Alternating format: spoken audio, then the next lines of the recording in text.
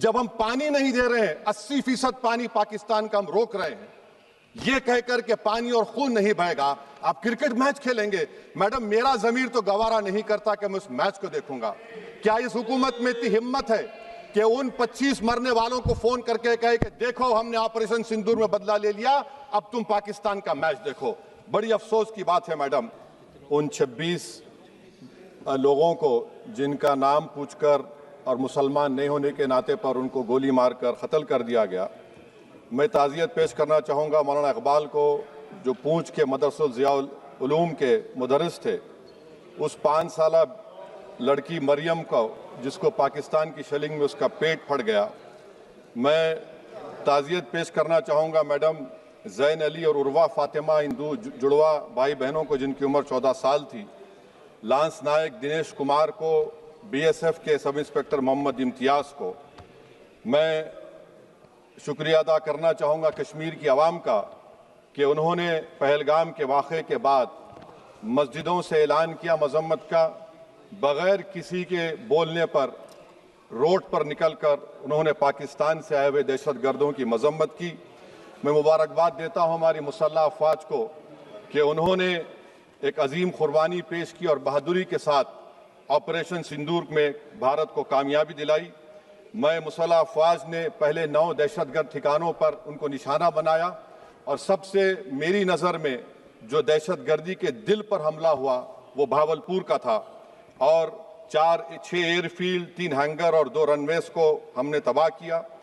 बाद में ऑपरेशन सिंदूर की कामयाबी की एक अहम वजह यह थी मैडम कि मुल्क में इत्तेहाद और इत्तेफाक पैदा हो गया था, एक यूफोरिया पैदा हो गया था, मगर अफसोस कि हुकूमत ने उसका फ़ायदा नहीं उठाया।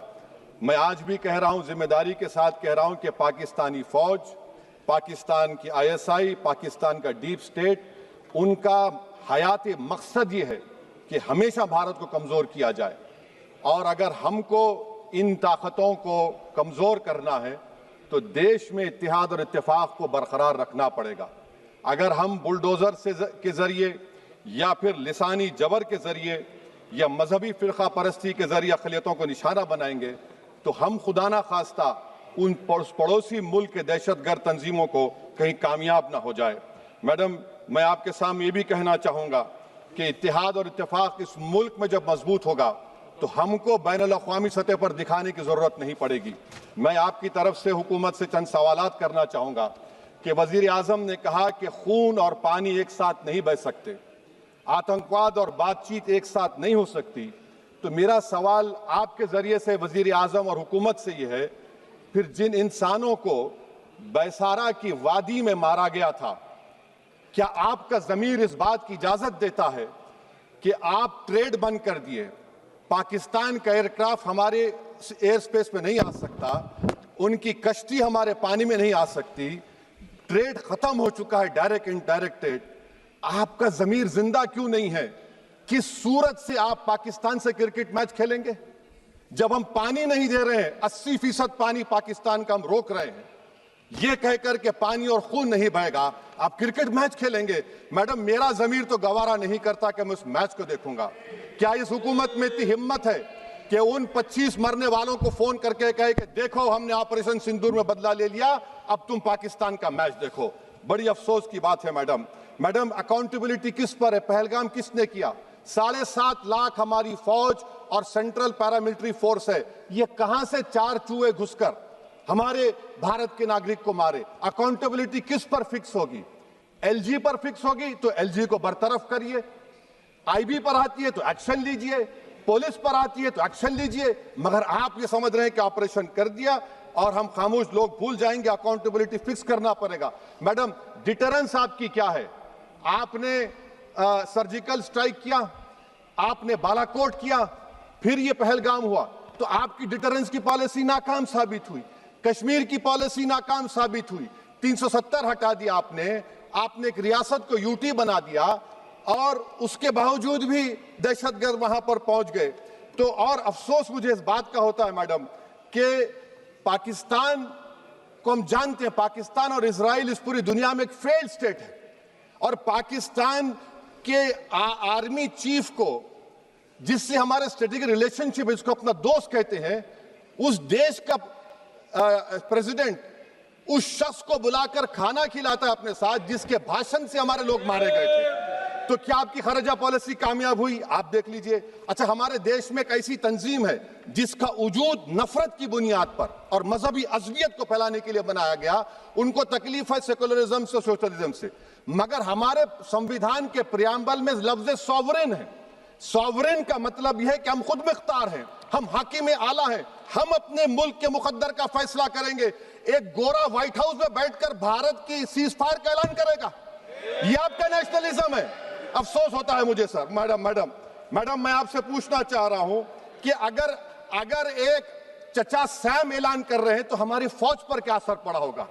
हमारे उन पायलटों पर क्या असर पड़ेगा जो नहीं मालूम कितनी ऊपर आसमानों पर भारत की हिफाजत कर रहे हैं? वो नेवी का सिपाही जो समंदर में खड़ा हुआ है, उसको यह नहीं मालूम हो रहा है कि मेरा प्रधानमंत्री ऐलान नहीं किया, एक गोरे ने ऐलान किया।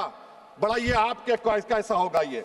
मैडम मेरा सवाल हुकूमत से यह भी है कि हम कोई एडवर्सेरियल कंट्री नहीं है अमेरिका के लिए, हम दोस्त हैं, स्ट्रेटेजिक रिलेशनशिप है। क्या क्या एग्रीमेंट हमने साइन नहीं किया, तो क्या ये दोस्ती निभा रहे हैं? मैडम मैं हिस्टोरिकल एग्जांपल दे रहा हूं, क्रुश्चेव और टीटो। क्रुश्चेव ने दबाव डाला, टीटो ने कहा मैं नहीं मानता, मैं नैम ज्वाइन करूंगा। मैडम फ्रांस और यूएसए, डिगोल को जब यूएसए ने दबाव डाला तो डिगोल ने कहा कि तुम दोस्त हो मगर हमारी खारिजा पॉलिसी आजाद ना है। मैडम वहीं पर आप देखिए गुजराल साहब, जिसको कहते सबसे कमजोर थे, वजीर आजम थे, उन्होंने बहादुरी का मजारा किया, रिफूलिंग करने नहीं दिया। वियतनाम 20 साल यूएसए से लड़ा मगर झुका नहीं, और हम उनको बोल भी नहीं पा रहे, हम तो कोई दुश्मन मुल्क तो नहीं है अमेरिका के, ये आपको समझने की जरूरत है। और मैडम यहां पर वजीर खारजा ने कहा वो चीन गए, डिप्टी चीफ ऑफ स्टाफ ने कहा कि चीन के इक्विपमेंट एक लाइव लैब था हमारे उनके लिए। क्या आपने कहा चीन को कि तुमने क्यों दिया पाकिस्तान को हथियार? आप नहीं कहे। और मैडम आप जानते हैं कि रक्षा मंत्री ने कहा कि स्विफ्ट एंड प्रोपोर्शनेट, तो फिर जो इंडोनेशिया मिलिट्री अटैचे ने कहा कि हमको कहा गया मत मारो, हम सेल्फ डिफेंस में भी नहीं मार सकते थे पाकिस्तान को।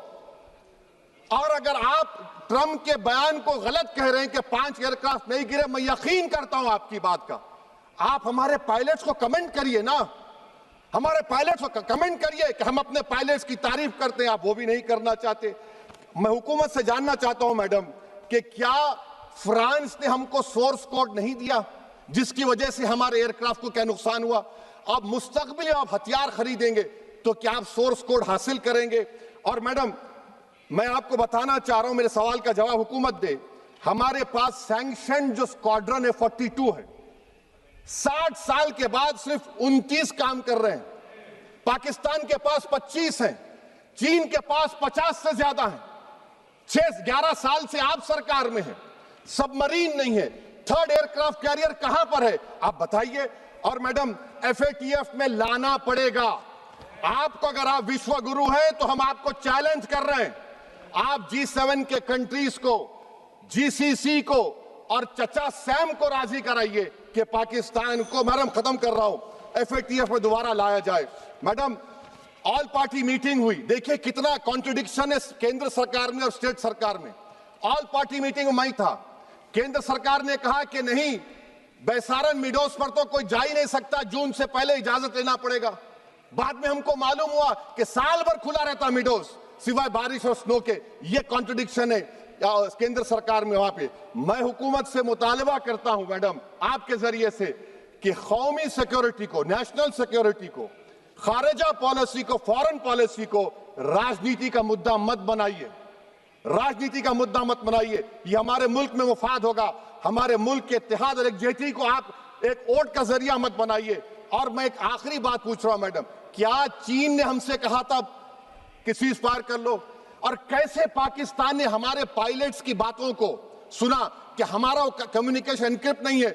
मैडम आखिर में मैं अपने शेर से इस अपनी बात को खत्म करूंगा कि अपने ही हाथों से सर अपना कटाना है हमें, मादर हिंद पे भेंट चढ़ाना है हमें, किस तरह मरते हैं एहरार वतन भारत पर, ये तमाशा है जो दुनिया को दिखाना है हमें।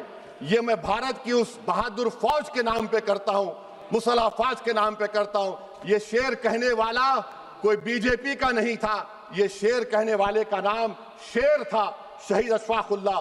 मैं फिर से हुकूमत से कह रहा हूं, पाकिस्तान टेररिज्म करेगा, आप तैयार हो जाइए। आप चीन से मोहब्बत, कितना इम्बैलेंस हुआ ट्रेड का, कितना इम्बैलेंस हो रहा है चीन से। अच्छा, जब गलवान हुआ उस वक्त भी ट्रंप ने कहा था कि मैं बात करूंगा, हमने कहा नहीं बात करेंगे, जरूरत नहीं है। आज ट्रंप हमारे से पहले बोलता है।